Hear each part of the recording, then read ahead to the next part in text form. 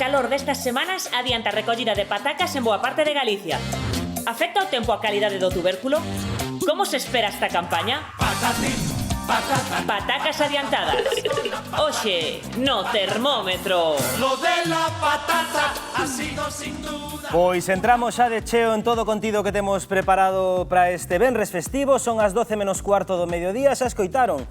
A calor está a adiantar a recollida da pataca en moitos fogares galegos. Hoxe estamos en Lalín, cun matrimonio maravilloso, son Manolo e Lola, que xa están apañando nelas de cheo. Hai uns días recolleron as patacas de cedo, pero din que non saíron moi xeitosas. Óscar, ti que estás con eles, contanos como pensan que se presenta a pataca desta campaña. Que podemos esperar?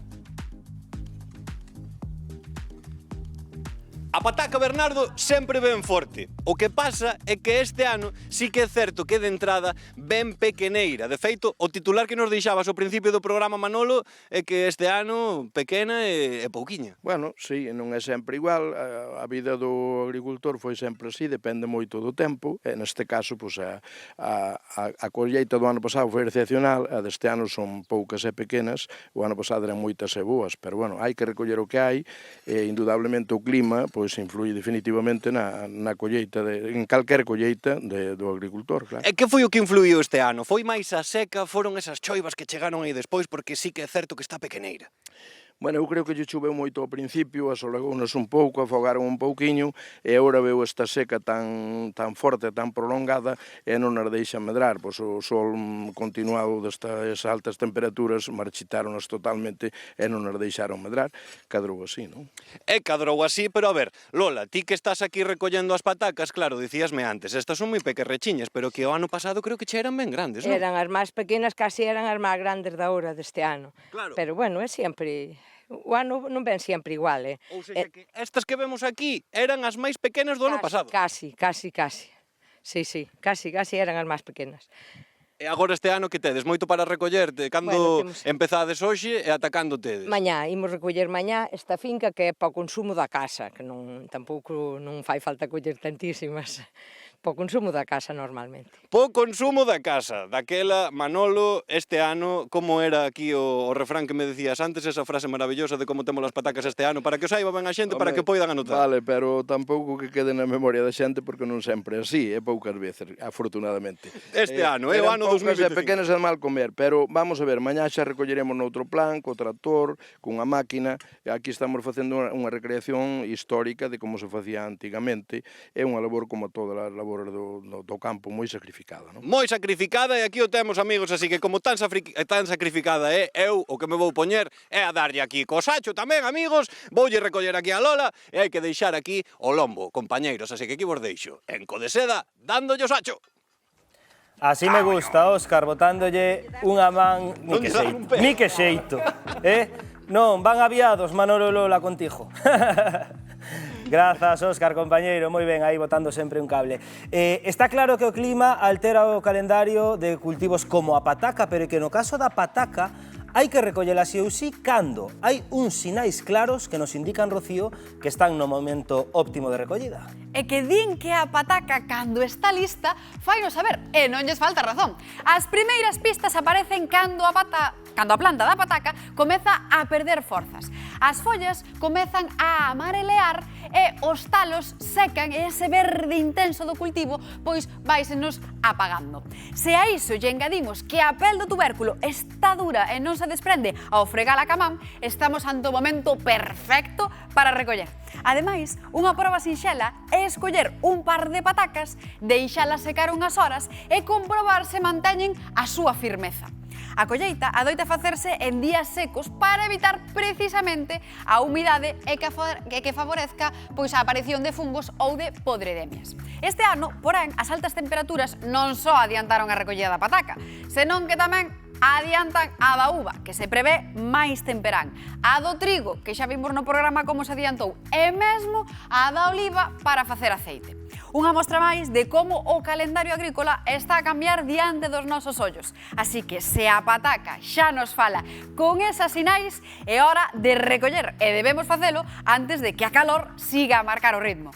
Porque este ano a terra parece que ven con presa e adianta colleitas que antes chegaban semanas moito máis tarde. Sí, precisamente do trigo falábamos outro día no programa, grazas Rocío. O que está claro é que o noso sector primario está adiantando tarefas o mellor propias de finais deste mes ou de comezos do mes de setembro. A vendima, o trigo, a pataca, que está pasando? Mesmo o millo, veíamos a semana pasada, hai un par de días, non? Bueno, eu creo que canto máis avanzamos no tempo e canto máis avanzamos nesta situación de cambio climático, os agricultores teñen a obriga de estar moi pendentes, non? Moi pendentes e, sobre todo, de non esperar, non agochar ata o último momento porque poden perder os cultivos, non?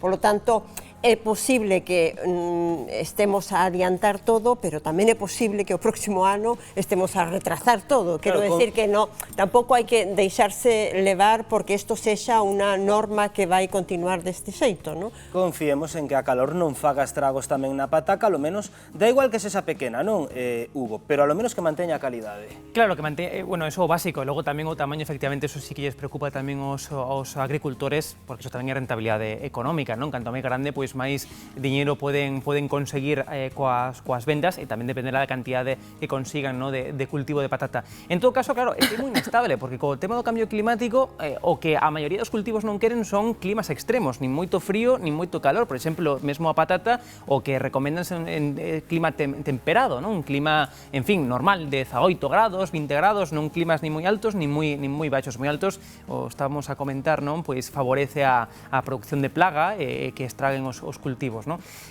Co cal, claro, co cambio climático, pois agora todo moito máis inestable. As temperaturas son máis extremas. En inverno, pois fai máis frío do habitual. En verán, fai máis calor do habitual. O estamos vendo este mesmo ano. Co cal, a partir de aí, se dificulta moitísimo a labor dos agricultores. Tocará adaptarse ante este trastorno dos plans por culpa da calor, Pepo? Adaptarse, que adaptarse sempre. De feito, eu son máis partidario da pataca pequena, a min gusta máis a pataca pequena. Dixe Manolo que é de mal comer, non é como che ven calquera pataca, a mí dame pataca que xa como ben. E ademais, ao mellor ese feito de que sexa máis adiantada, ao mellor tamén influe para cociñala, e leva menos tempo, non sei, isto é unha especulación miña. Pero tiene moi cómodo, claro, é máis pequena, non, claro, así apelas antes a pataca, claro, tiras pola comunidade. No, é a pequena máis difícil de pelar que a grande, eso tamén é verdad. Pero eu creo que o que está claro a todos os niveis de sector primario é que hai cambios, hai que adaptarse, e por sorte temos unha xente tan preparada que non se lles coa unha. Están sempre o que teñen que estar, están no tempo. Pero o problema aí, Pepo, é que está moi ben, estamos preparados, son xente, ademais, na que a experiencia vale un grau e saben perfectamente cando teñen que adiantar, cando non, pero sabimos dun inverno no que as chuvias complicaron a hora de sementar, a que se retrasou. E agora nos adaptamos ao calendario, pero hai outro calendario que é internacional, de pataca, que está vindo de outros países, de Egipto, de Israel, e que está inundando os nosos mercados. Entonces, se o noso se desestabiliza, a xente que vive da pataca tamén se lle complica, porque ti podes adaptar o teu, pero se o de fora está entrando no mercado moitísima cantidade, a competencia é maior, e aí é onde teñen o problema a nosa xente do campo, que están facendo excepcionalmente ben, porque coñecen moi ben o entorno no que traballan, pero non depende deles, claro. De quen depende?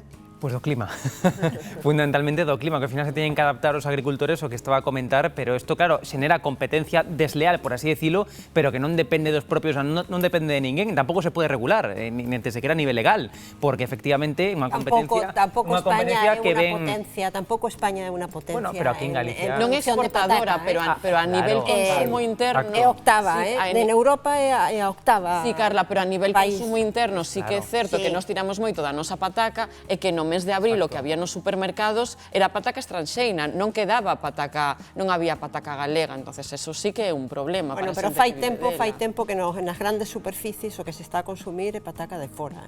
Non por nada, ni siquiera por o tema do cambio climático, senón que por a dimensión do cultivo en Galicia non é comparable á dimensión que pode ter mesmo Castilla e León, que é a gran productora, a comunidade autónoma máis de maior producción de toda España. Quero decir que é un problema de cantidades de producción e, polo tanto, de prezo. E de competencia. Claro. Pero aquí en Galicia sigue funcionando moi ben o tema do comercio máis local, sobre todo nos municipios, nos povos, en Igram, sen ir máis leixos, en Bayona, no teu pobo Bernardo, sigue habendo moito eso de a comprar froita, verduras e demais aos postos locais. Co cal eso, claro, aí sí que vai repercutir o que estaba comentando. E que temos unha indicación xeográfica protexida que é maravilla. E en Bayona teño un colega que se dedica a pataca, que é o number one. Guti. É o Guti, correcto, ves? O sei que non nos falte Guti, non nos vai faltar pataca boa. Estaremos moi pendentes e